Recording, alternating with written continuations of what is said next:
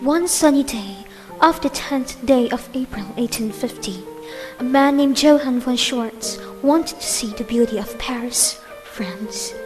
He wanted to venture forth to the said city, so he slowly packed his bags and took the train for a long journey, as he was in Barcelona, Spain, and he has to travel Paris, France, which was 15 hours journey, but in train he might take less than 10 hours. He was hoping he was correct. They soon arrived, and it was already 4 p.m. Knowing he left his home 2 a.m. in the morning, he stepped out of the train and looked at the beauty of Paris, the city of love and lights. He took his camera out, took a shot of the Eiffel Tower from his long view, then started walking to see the full view of the Eiffel Tower.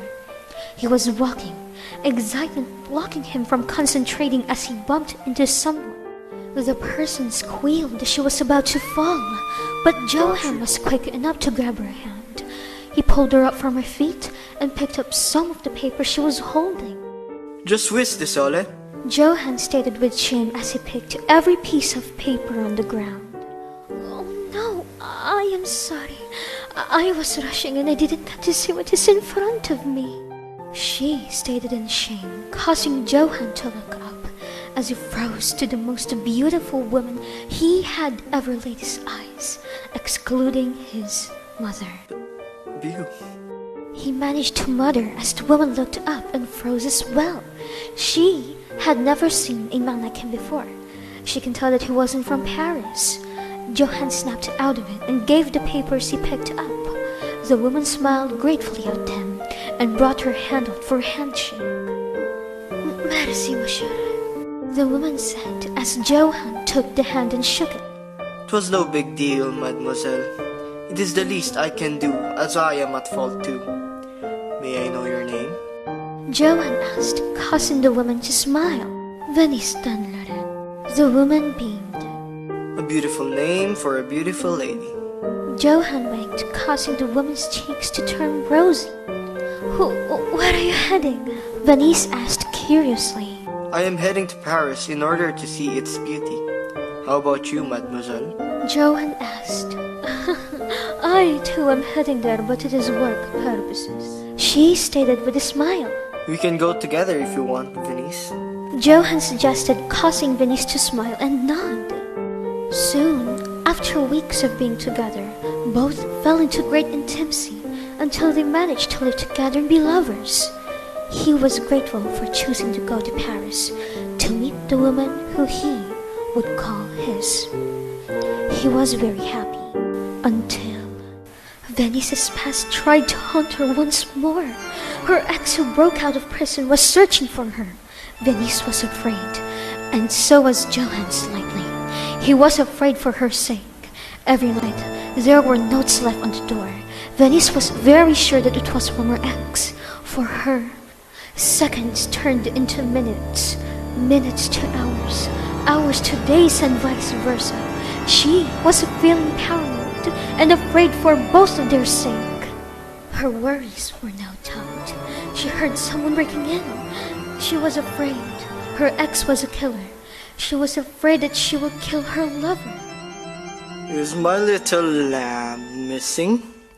You cannot hide from the wolf, mon ange." The croaked voice of her ex spoke. Johann had to make a choice. "Cherry, I want you to run away. Go to somewhere safe. I will stall him while you run."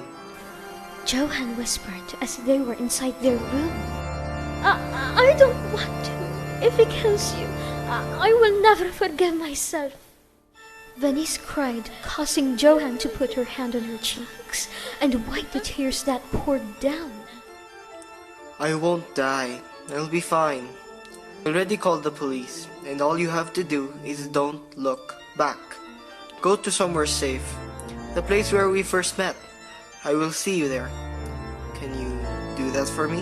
Johann asked soothingly as someone was banging on the door. "Go, now!" Johann said as he pushes her outside of the fire ants. Johann! Venice called out as Johann looked down on her. Je t'aime, monsieur! Then he said loudly, causing Johan to feel the warmth. He loved her so much that if he leaves her and dies right here, he was praying that he would always be there by her side. The door opened as the ex came face to face with Johan. Venice ran as far as she can. She ran knowing that if she won't, Johan might hate her. When she was out of breath, she looked around and saw the same area they met a week ago.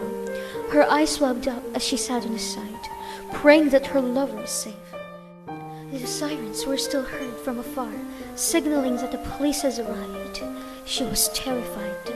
Is her lover okay? Hours passed as she heard running. She looked at that direction, and there it was, her lover, the man she had fallen in love in one look near the Eiffel Tower, her soulmate, her love. Johan! She managed to say and bursted into tears as she ran towards him to give him a hug, but felt something wet. Her eyes widened and looked down to see a hole in his shoulder. Her shock was evident, but the smile of her lover made her feel that he was okay. Je t'aime aussi, mademoiselle. Johan said soothingly as he grabbed her chin and leaning on a loving caress. They soon started swaying as the song in their hand played. There they were, dancing under moonlight. The love he felt for the woman drowned the pain he felt on his shoulder. He was madly in love with the woman dancing. His smile reached the heavens. He was grateful. He loved her. Let us dance our pain away, darling. Don't let them see your fear. Fight for what you know is right. I love you, mon amour. I always